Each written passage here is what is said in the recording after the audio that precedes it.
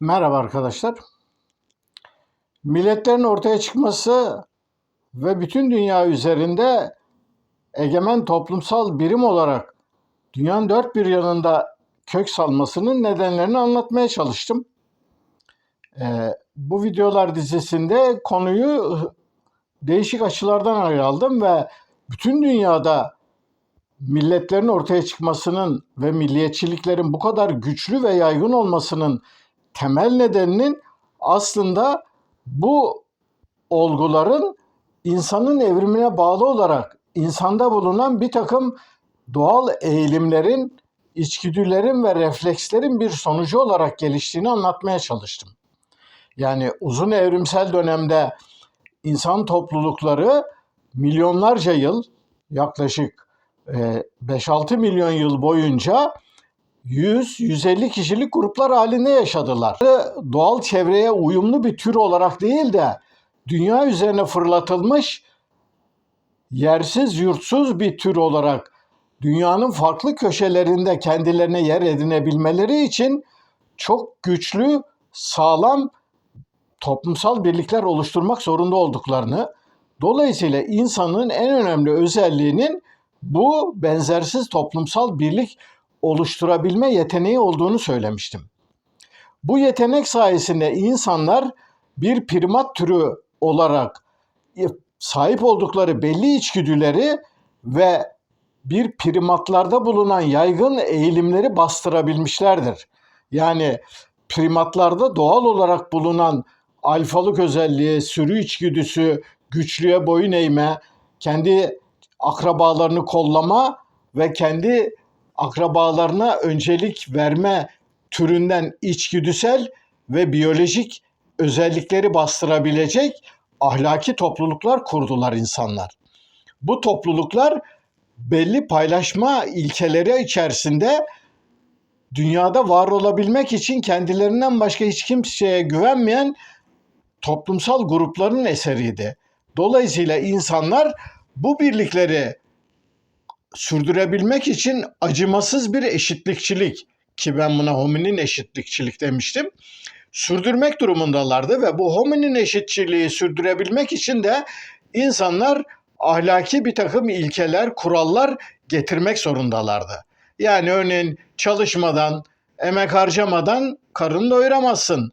Başkalarının hakkına tecavüz ederek o toplulukta bulunamazsın. Hiçbir şey yapmadan toplulukta elde edilen yiyecekten pay alamazsın. Sen başkasına yardım etmezsen başkası sana yardım etmez. Yani bugün değişik dinlerin, değişik felsefelerin temel ilkeleri olarak sözü edilen ahlaki ilkelerin çoğu bu acımasız doğal koşullarda insan topluluklarının geliştirmek zorunda olduğu ilkelerdi. Ve dolayısıyla ahlakın kökeni birçok filozofun, felsefecinin söylediği gibi ne insan aklının sonsuz kapsayıcılığında, ne dinin koyduğu kutsal metinlerde ya da ilahi buyruklardaydı. Doğal koşullar da bunu dayatmadı insana. İnsanın ahlakı toplumsal bir birlik kurmak zorunda olan yersiz yurtsuz insan topluluklarının birlikte yaşayabilme dürtüleriydi. Bu birlikteliği sürdürebilmek için insanlar ahlaki topluluklar geliştirdiler ve bugün bütün ahlaki toplulukların temelinde olan evrensel insan davranışları dediğimiz özelliklerin temelleri bu dönemde atıldı. Sana nasıl davranılmasını istiyorsan sen de karşındakine öyle davran. Ya da kendin için istemediğin şeyi başkaları için de isteme. Kendin rahatsız olacağın bir durumu başkalarına dayatma falan. Yani bu tip bütün temel ilkeler aslında bu uzun evrimsel süreçte insan topluluklarında gelişen ilkeler de. Toplumda tabakalaşmaların ve belli kişilerin diğer kişiler üzerinde hakimiyet kurmalarının yolu açıldığında bunu meşrulaştırmak için ilk olarak ortaya çıkan kurumsallaşmış dinsel pratikler oldu. Bu dinsel pratikler, ritüeller, dini kurallar, ilkeler ve bunları sürdürebilen din adamları sayesinde topluluklar giderek farklılaşmaya ve içinden bölünmeye başladı. İşte bu dönemin koşullarında, yani kapitalizm öncesi toplumların hemen hemen hepsinde esas olarak meşruiyet sağlama aracı kutsallıktı, dindi. Yani ilahi bir güçten destek almayan, onun temsilcisi olmayan, yani soylu ve tanrısal özellikleri bulunmayan kişiler toplumları yönetemezdi. Bu dinsel meşruiyet sağlamanın biricik yoluydu. Fakat kapitalizmin gelişmesiyle birlikte bu dinsel meşruiyet büyük yaralar almaya başladı. Özellikle de bu yara en çok Avrupa'da karşımıza çıktı. Egemen sınıflarla, soylularla bütünleşmiş olan dinsel otorite zaman içerisinde sömürünün bir parçası haline geldi. Örneğin Avrupa'da kilise en büyük feodal sömürülerden birisiydi. Yani Avrupa'daki toprakların neredeyse %40'a yakını kilisenin de. Kilise doymak bilmez iştahıyla kilise ve kiliseyi yöneten papazlar sınıfı ve üst sınıf krallarla birlikte halkı sömürmenin en temel aracı haline gelmişlerdi.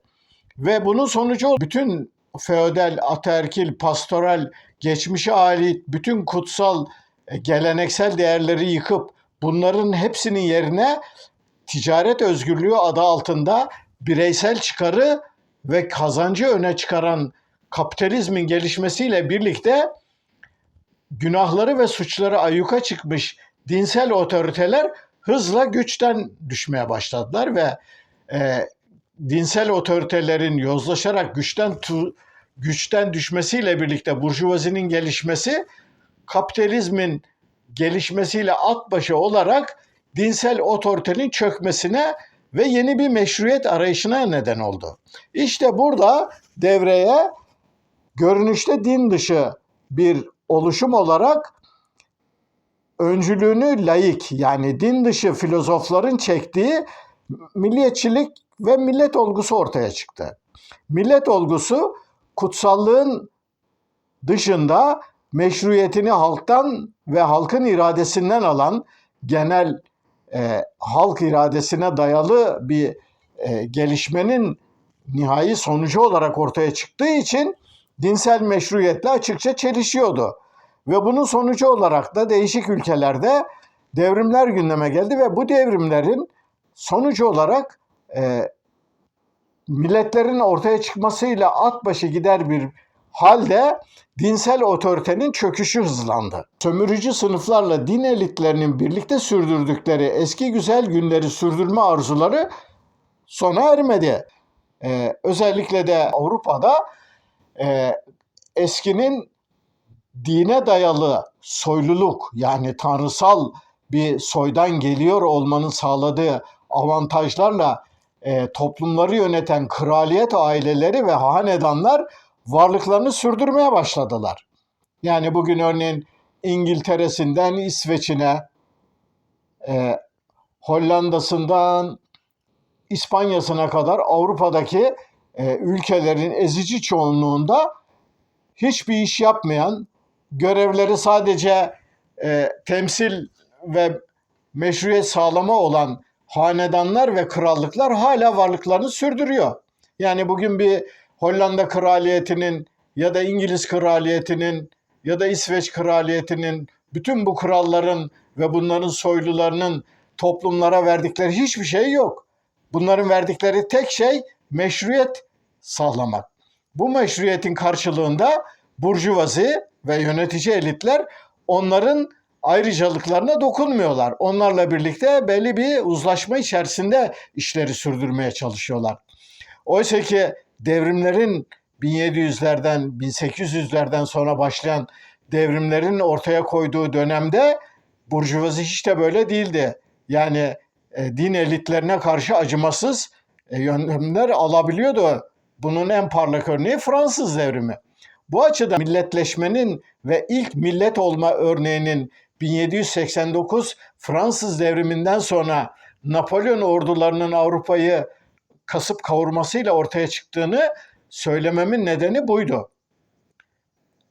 Şimdi devrimcilerin kiliseye ve papazlara, din elitlerine yönelik şiddetinin ardından Avrupa'nın değişik ülkelerindeki burjuvalar çok tedirgin oldular. Çünkü alttan gelen köylülük ve işçi sınıfının kendilerine yönelik isyanları ve kalkışmaları gündeme gelince bunlar hızlı bir şekilde çark ederek tekrar din elitleriyle işbirliği halinde toplumu yönetmeye çalıştılar. İşte bu sırada ister istemez geçmişin gelenek, kültür ve ritüellerinden etkilenmiş olan devrimciler de yeni bir millet yaratırken, yeni bir meşruiyet zemini olarak milli iradeyi ortaya koyarken bu sefer dinden yararlanma ihtiyacı hissettiler. Çünkü o an için ellerinde bulunabilen en kullanışlı araç, en meşru araç dinsel ritüeller ve dinsel pratiklerdi. Bunun sonucu olarak milli devletlerin ortaya çıkması ve milletleşmelerin tamamlanmasıyla birlikte artık bu milletler ve millet inancı bir dinsel biçime kavuşmaya başladı. Şimdi buna ilişkin sayısız örnek vermek mümkün. Fakat ben çok çarpıcı bir örnek olması açısından Fransa örneği üzerinden konuyu anlatmaya çalışacağım. Yani Fransız devrimiyle 1789 Fransız devrimiyle birlikte başlayan Fransa milletleşmesinin tamamlanması ve Napolyon ordularıyla birlikte Fransa milletinin Avrupa'daki diğer milletlere örnek teşkil etme sürecinde yaşanan pratik bazı örneklerden yola çıkarak bu sürecin farklı ülkelerde farklı biçimlerde gelişmesine ışık tutmaya çalışacağım. 1789 Fransız devriminden sonra devrimciler ilk olarak İnsan ve Yurttaşlık Hakları Bildirgesi diye bir bildirge yayınladılar.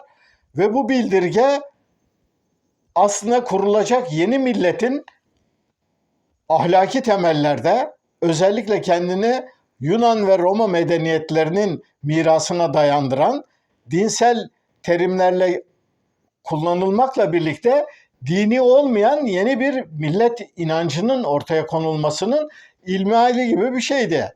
Yani bu İnsan ve Yurttaşlık Hakları Evrensel Beyannamesi benzeri Fransız devriminden sonra yayınlanmış bir takım belgeler, daha öncesindeki Amerikan Bağımsızlık Bildirgesi de bu çerçevede ele alınabilir. Bütün bunlar sayesinde yeni bir toplum, bu yeni toplumun seçilmiş bireyleri olarak seçilmiş halkların milletleşmelerinin amentüsü haline getirildi. Ve böylelikle yani bir kutsal din kitabı yoktu ama bu uluslararası ve evrensel insan ve yurttaşlık hakları bildirgesinde sözü edilen kurallara dayalı yaşam biçimi 1792 Fransız Anayasası'nda kendine yer buldu. Bu anayasada açıkça şu söyleniyordu: yurttaş ülkesi için doğar, yaşar ve ölür. Yani dinsel, kutsal kitapların söylediklerinden hiçbir farkı olmayan ve yurttaşlara ölmeyi emredebilecek kadar bir yüce ve kutsallık içeren bir ifade. Buradan hareketle bu anayasada yazılı kuralları kabul eden kişiler, bunlar isterse yabancı kişiler olsun, bunları kabul ettiklerinde seçilmiş azizlerden oluşan milletin bir ferdi haline geliyorlar ve milletin bir üyesi olarak kabul ediliyorlardı. Ama buna uymayanlar da bu azizlerden oluşan topluluğun dışına atılıyor ve aforoz ediliyorlardı. Yani bütün kavramlar dinsel kavramlardan hiçbir farkı yoktu. Dolayısıyla yeni amentüsünü yani ilmihalini bir takım sözleşmelerden alan bu millet inancının sürdürülmesi Fransız milletinin oluşmasının temellerini atmıştı.